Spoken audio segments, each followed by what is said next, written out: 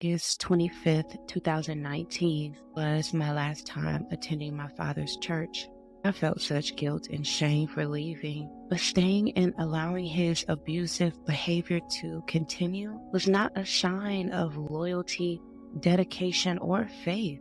For me, it was a matter of life and death, and staying was killing me. How far did my obligations as the pastor's daughter go?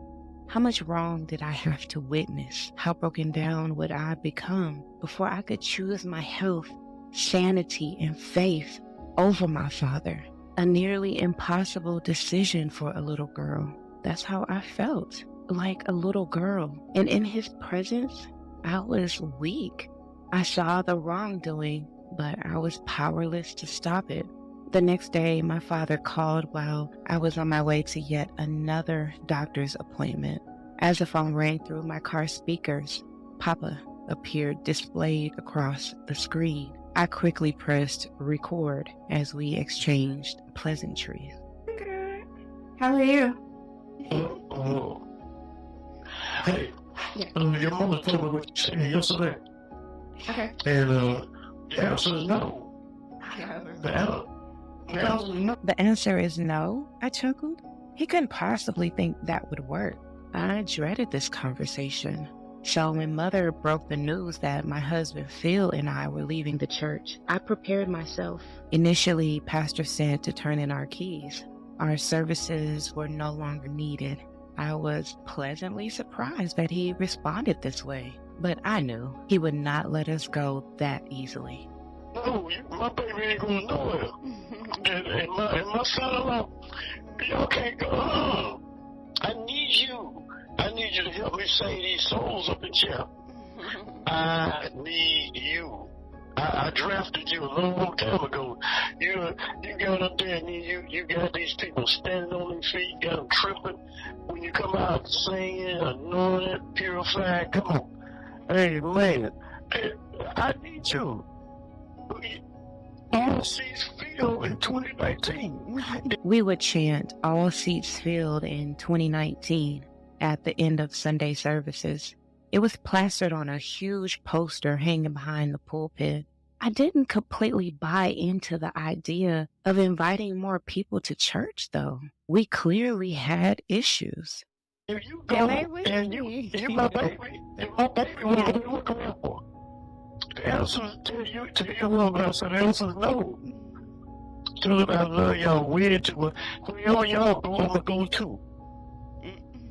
Well, I'm probably I'm sitting in the back seat. Everywhere y'all go.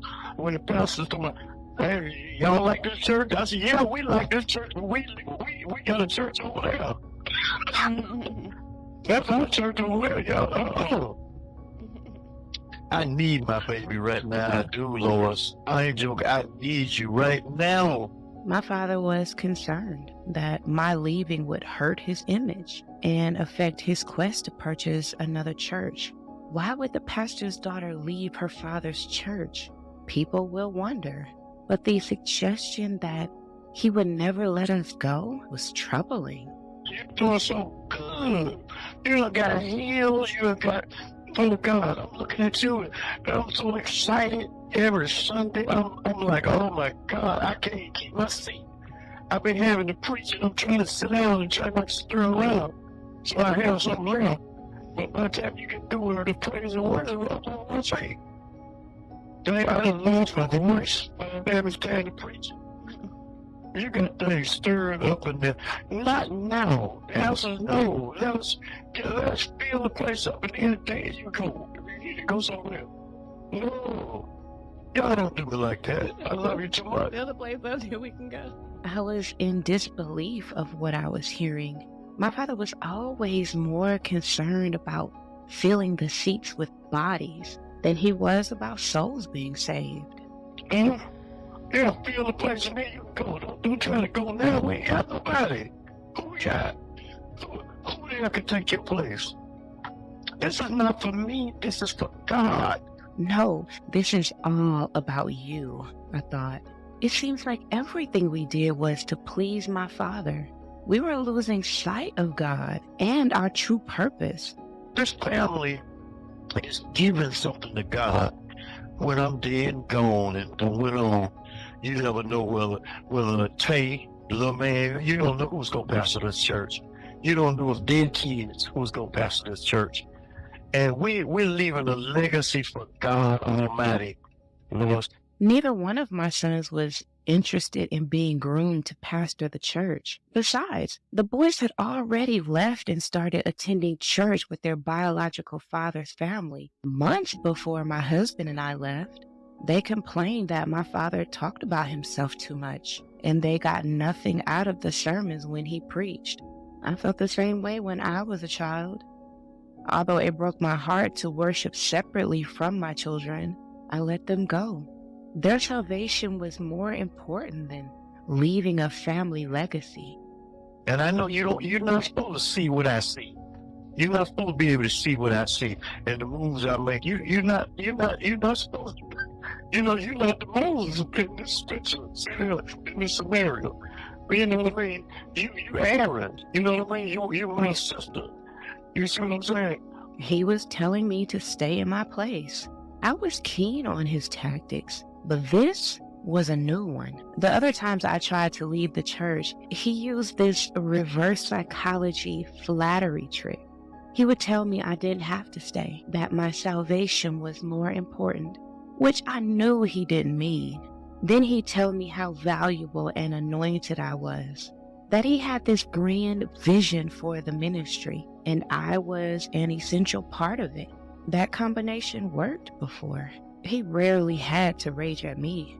The belief that I was doing God's work was enough to make me stay. And I need you, and I need your husband. I need you out there. Amen. Not only are y'all doing fabulous, but I need you. I can't let you go right now, baby. I can't do it. Please no. Tell your husband, I said no. Please no. Tell him I said please first. Please no. Please. Please no. I'm building this church. We done got too close to the top. I'm up at the top now.